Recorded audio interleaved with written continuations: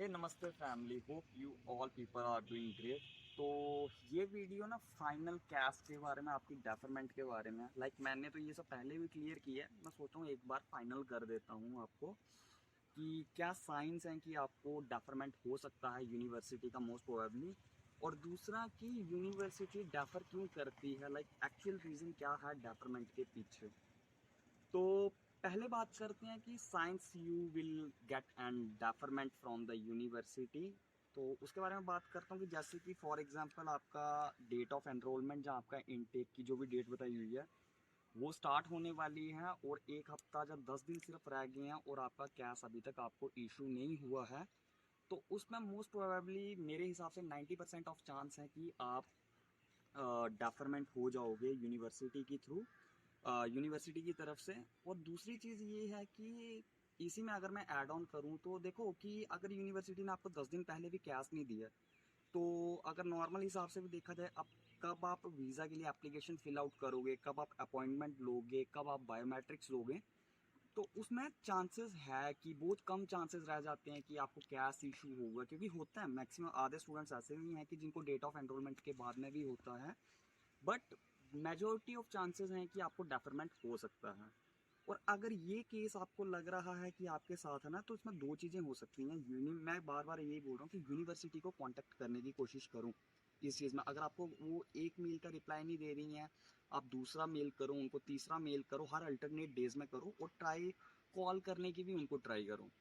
Most of the students का ये query है कि उनको ईमेल का रिवर्ट नहीं आ रहा है ना, ठीक है, कोई इशू नहीं है। उसमें आप ये करो कि जब भी आप उसमें निकाल रहे हो ना, यूनिवर्सिटी की उसमें जा रहे हो वेबसाइट में, तो उसमें सिर्फ एक क्वेरीज के लिए, इंक्वायरीज के लिए ना एक मेल नहीं होती है, पर्टिकुलरली दो तीन होगी। जहाँ स्टूडेंट हेल्प पोर्टल होगा, फिर उनका एडमिनिस्ट्रेशन का अलग से होगा, आपके रीजनल ऑफिस का होगा, इंटरनेशनल ऑफिस का होगा। तो आप कोशिश करो हर एक जगह में आप मेल करो।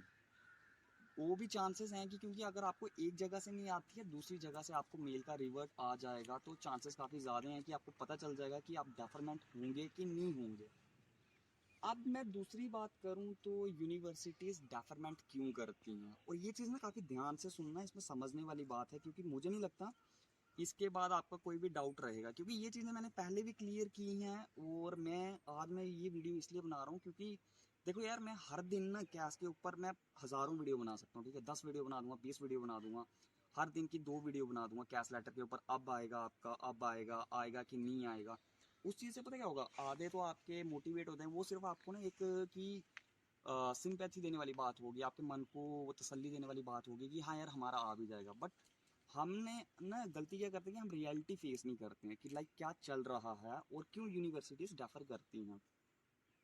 तो ध्यान से सुनना, मैं अपना केस ही बता रहा हूँ पर्टिकुलरली, फिर आपको इसमें समझ आ जाएगा कि यूनिवर्सिटीज़ डेफरमेंट क्यों करती हैं। सपोज करो कि आपने अप्लाई किया है किसी यूनिवर्सिटी में, और आपको ऑफर लेटर आ जाता है। लगा लो कि आपको 1 जनवरी, जैसे मैं अपना केस लेता हूँ कि मेरे को ना 17 अक्टूबर को ऑफर लेटर आ गया था यूनिवर्सिटी की तरफ से। तो उन्होंने तो मुझे ऑफर लेटर दे दिया। अब ऐसा नहीं है कि उन्होंने सिर्फ मुझे ऑफर लेटर दिया होगा और बाकियों को नहीं दिया होगा। तो 17 को आया, 19 को उनका आ गया था। एक इमिग्रेशन क्वेश्चंस होते हैं जिसमें वो पूछते हैं, क्योंकि मेरे in my case they didn't take my interview, तो उन्होंने मेरे से ना एक क्वेश्चनरी फॉर्म दिया था जिसको मुझे फिल करके सबमिट करना था। अब 17 को ऑफर लेटर आया है, 19 को उन्होंने मेरे को BPSQ भी दे दिया।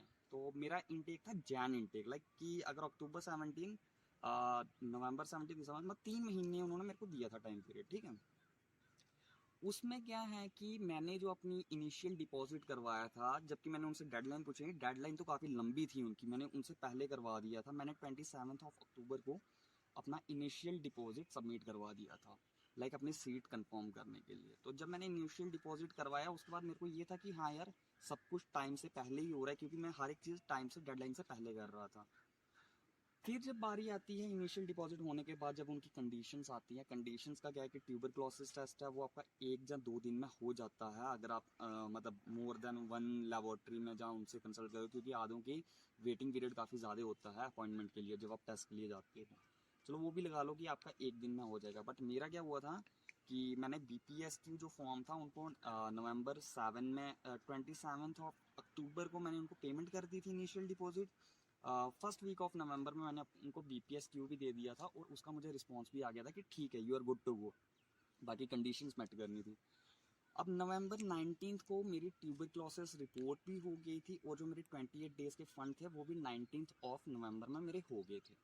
तो मैंने वो चीज़ें भी अपलोड कर दी। लाइक याद रखना इस चीज़ को, अक्टूबर 17 से नवंबर 19 एक महीना बीच में हो गया। मैं बताऊंगा आपको कि मैं ये चीज़ क्यों बोल रहा हूँ आपको। तो नवंबर 19 में किया, फिर मेरे वहाँ से मेरे को मेल आती है कि नहीं, you have to submit your, you have to pay your 50% off fees in the advance, but this thing was not mentioned in my offer letter. तो काफ़ी ज़्यादा सोचने के बाद फिर यही था कि यार बाद में भी देनी है फीस, पहले ही भी दे दो। तो ये सब करते करते ना लाइक 24 ऑफ नवंबर में उन्होंने मेरा कैश लेटर की आगे प्रोसेस कर दिया था और मेरे को बोला था उन्होंने 1 या 2 वर्किंग वीक्स में आपको कैश लेटर आ जाएगा। बट यूनिवर्सिटी ने मेरे को कुछ भी नहीं बोला था। तो दिसंबर 2 हो गई, 2 आ गई थी। तो मैंने सोचा कि जो मैंने फ़ीस उनको ट्रांसफ़र की थी, रेस्ट ऑफ द मतलब जितनी फ़ीस थी 50% कंप्लीट करने के लिए, तो मैंने उनको एक मेल की थी कि लाइक कि मेरी फ़ीस रिसीव हुई भी है कि नहीं हुई है यूनिवर्सिटी को। और जब मैंने वो की है विद इन दैट डे ना, कि 2-3 घंटे बाद मेरे को मेल आ गई थी कि आपकी फ़ीस पहुंच गई है बट आपकी एडमिशन डेफर हो गई। तो देखो 24 को ये हुआ और 2 दिसंबर को मेरे को ये मेल आ गई है। क्यों? क्योंकि ये मैंने ये चीज़ उनसे कंफर्म करने की कोशिश की थी। किया तो मैंने कुछ और क्वेरी कंफर्म करने के लिए था, बट उन्होंने मेरे को ये चीज़ बता दिया।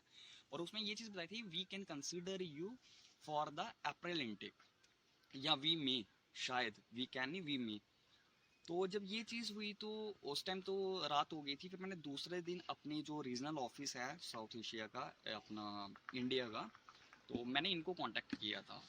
इन्होंने तब भी मेरे को यही बोल रहे थे कि नहीं, आपका ना कैश लेटर आ जाएगा 1-2 हफ्ते, 1 हफ्ता आपका हो गया, नेक्स्ट वीक में आपको कैश लेटर मिल जाएगा जैन इनटेक के लिए। तो बट जब मैंने तब उनको बताया कि मेरे को ये मेल आई है, मैंने इस चीज़ के लिए, उन्होंने मेरे को बोला हुआ है डेफरमेंट करने के लिए, तो उन्होंने मेरे को वेट करने के लिए बोला। तो फिर बाद में रिप्लाई करते हैं कि डेफरमेंट हो गई आपकी। तो इसलिए मैं आपको बार बार ये भी बोलता हूँ कि इंटरनेशनल ऑफिस से ही कांटेक्ट किया करो। कि रीजनल ऑफिस का ना मुझे इन सब का झमेला समझ नहीं आया, लाइक क्यों इनको पता नहीं होता या ये क्यों सही तरीके से अपडेट नहीं करते हैं। अब उसके बाद मैं बात करता हूँ। सब कुछ हो गया, जितनी बहस कर सकता था मैंने यूनिवर्सिटी के साथ की, बट कुछ भी नहीं हुआ। क्योंकि मैं तो डेडलाइन से पहले पहले ही सब कुछ अपनी फॉर्मेलिटीज़ कंप्लीट कर दी थी। डेफरमेंट हो गया, वेट करने लग पड़ा। उसके बाद की प्रोसेस बताता हूँ आपको। डेफरमेंट हो गया, लाइक दिसंबर 2 को ये चीज़ हुई थी। और दिसंबर 5 को या दिसंबर 10 को ना मेरे को वापस से ऑफर लेटर आ गया था, लाइक अप्रैल इनटेक का, नेक्स्ट इनटेक का।